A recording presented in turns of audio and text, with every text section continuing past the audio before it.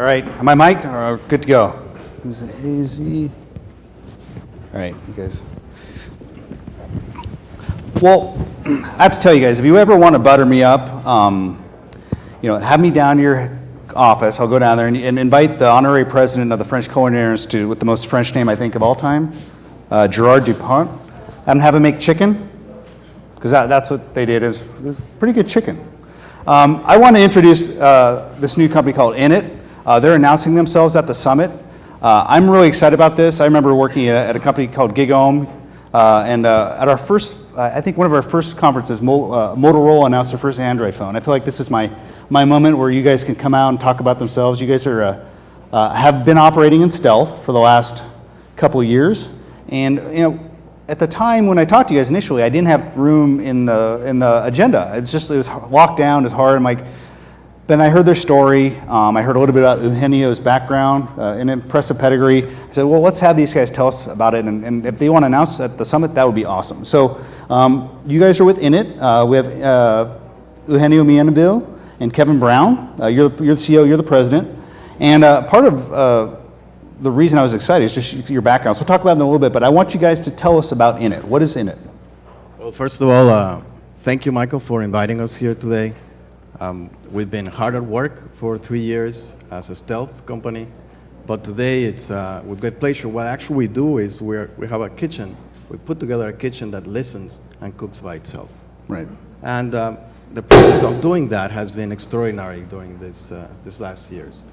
Most important things start by, everybody here in this room has done tremendous progress related to appliances, kitchen appliances. They become more sophisticated.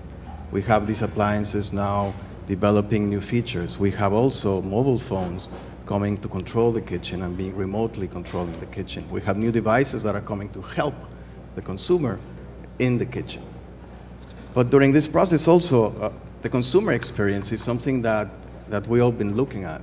And still today in age, and I know it happens to you, but it happens in my home. My children still, I go to the groceries, I buy these groceries, I put them in the fridge, I put them in the cupboards, they open the fridge, and basically I say, there's nothing in the fridge, Mom. There's nothing in the fridge, Dad. There's still many things we can do with that consumer experience. And then if you actually dare to take those things and put them and cook them and prepare them, then it's just a challenge even to put that process, do that correctly, and then sit together as a family and eat and share that meal together, and enjoy that meal together. And it's also astonishing to see that today in age, still 30% of the food that goes in the kitchen is wasted. And that represents $1,500 per family. So we really got to work at Innit, and we thought of those problems, the same problems that we're all trying to solve, and tried to get a new angle, an angle that could actually help accelerate the process. And basically that came a bit from my experience. I've been a CEO of different companies in the consumer goods. Some of them, for example, Nestle, Unilever in North America. And when you're working with food in the food industry, manufacturing, there's actually a wealth of information within food, right? And normally, let's say you're making Nespresso, right? You're making the Nespresso, and you have the beans that come to the factory. Well, you have to understand if those beans really came from the place they said they were coming. You also have to understand what type of beans it is, if it's Robusta, if it's Arabica. You have to understand if that's going to go to one capsule or the other. You really need to know what's in it. You really need to know what's in the food.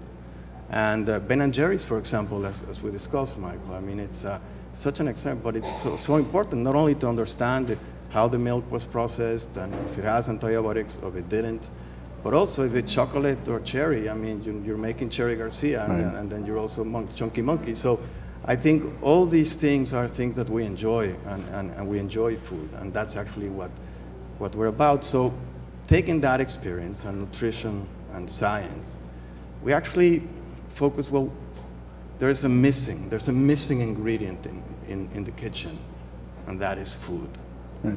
And we focused on leveraging that nutritional science and culinary science to leverage that information within food.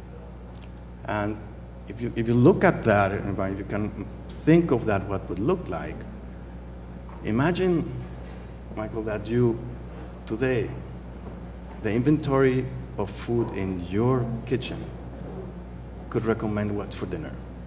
Right. Imagine if that inventory could tell you how to prepare it.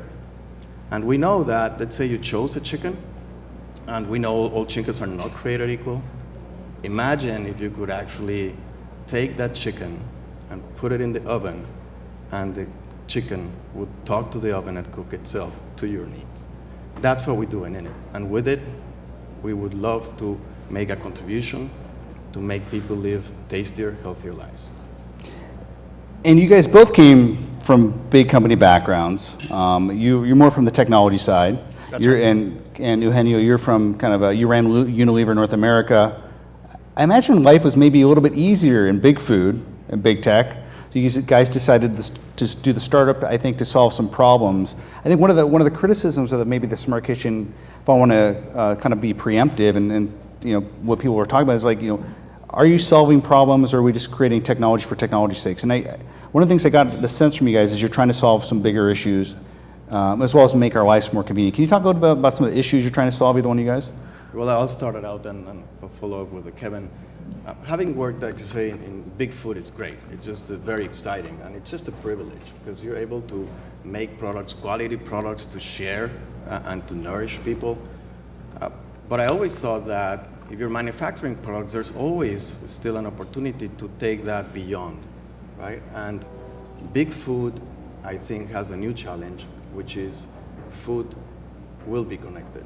And the future of food is connected. And if we think that way, then food companies need to begin thinking of how to integrate that connectivity into food. So it's like this combination of food and big food and data and big data. And in order to set this up, what we say, well, it's going to be hard to get either a tech company to focus more on food or a food company to focus more on tech. So we decided, well, why not create just a company that's exactly that, a combination on technology and food. Right. So for me, this is an exciting moment because you look at what's happening in the smart kitchen. We're making a lot of progress on connecting the kitchen appliances and all of that to the internet and to people's mobile devices, et cetera. And that's a big step.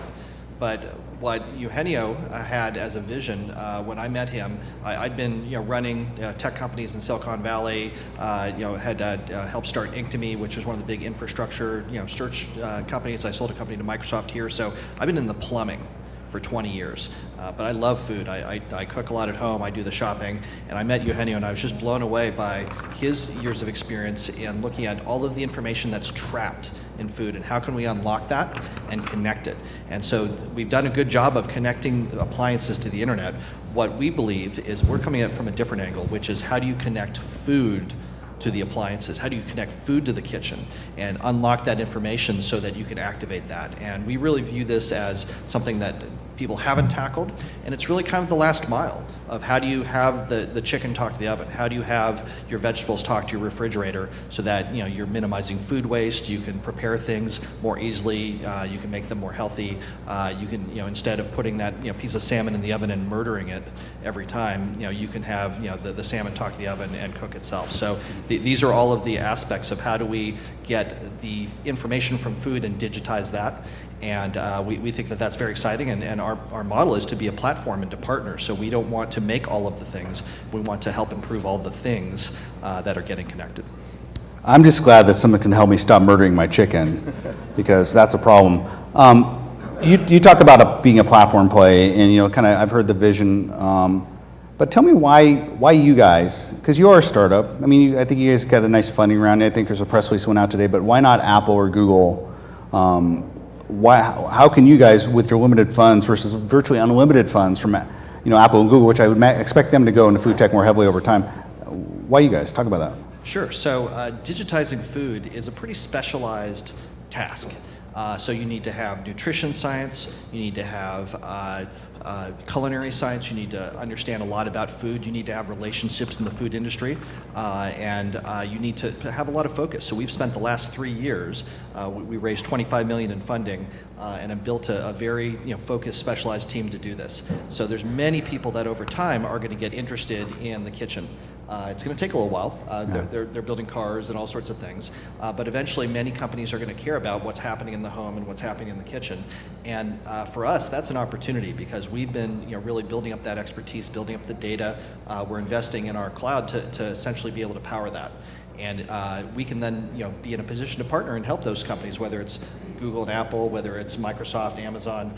There's many companies that we think are going to have big contributions, and if we can be that piece that connects them to the food and brings that together, that's a great ecosystem, and that's our plan. I mean, part of when I look at new companies, I bring my market analyst lens to it, and kind of that's the lens where I look at through. You guys, I mean, the funding was interesting. You guys' pedigree, I think you guys talked about, 20 patents you guys have had issued. There's a large library already, so you guys have been hard at work for some time.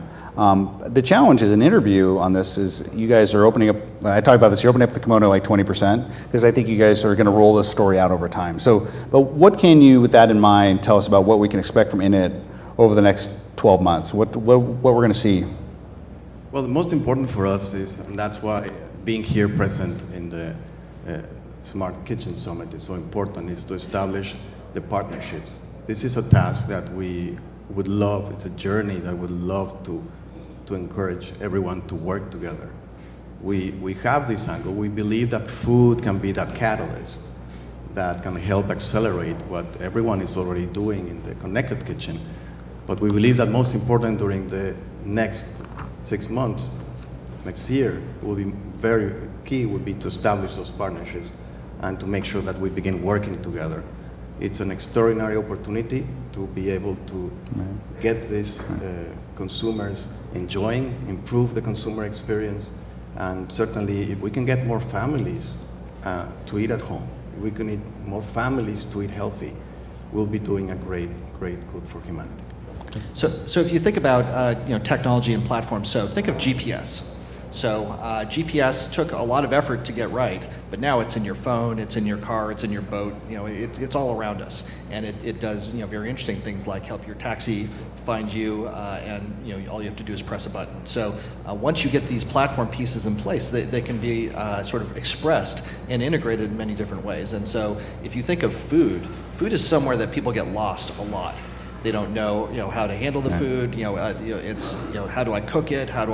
When did I buy it? How long does it last? There's many questions today that people have that have a big impact, health impact, cost impact. And so if we had GPS for food that essentially helped us, navigate and gave us those little directions that really helped us do better with food and healthier and tastier, that's really what we're talking about. So we want to be that platform that's helping with that. And we're already working with some of the partners that can put this into practice, and that's what we're excited about, is how this is going to start to get expressed and that kind of co-innovation. Well, Kevin, Eugenio, I'm very excited that you guys announced at my humble little event here, and so people are just learning about Innit in the world, and so they can find you at innit.com. I'll give you guys a little plug. Innit.com, INNIT.com. Guys, check them out. They're an interesting company. And thanks for announcing my show. This has been great. So give me a round of applause. Thank you, Michael. And Thanks I think are we at the break time?